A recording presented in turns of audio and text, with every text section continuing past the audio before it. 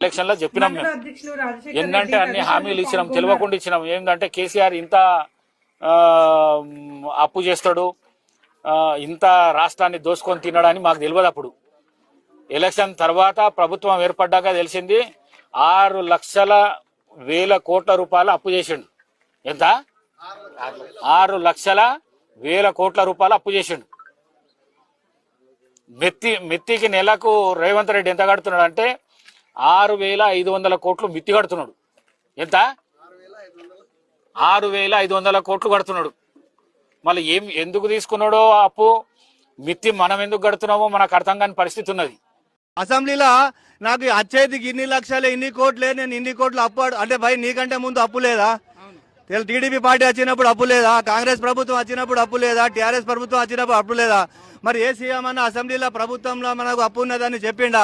మరి మా కేసీఆర్ గారు ఎట్లా నడిపించిండ్రు? ఎప్పుడన్నా చెప్పిండా మనం ప్రభుత్వం నడపలేని పరిస్థితిలో ఉన్నాం, మీరు మాకు సహకరించరని? కరోనా సమయంలో కూడా రైతు బంధు వేసిన దేవుడు కేసీఆర్. కరోనా సమయంలో కూడా. ఇప్పుడు ఎక్కడ పోయింది మరి? ఇప్పుడు కరోనా లేదు, మన్ను లేదు, మసాడం లేదు. హాస్పిటల్లో మొత్తం దోచుకున్నాడు. గవర్నమెంట్ హాస్పిటల్లో మందులు లేవు అని జనం పరేషాన్ ఉన్నారు.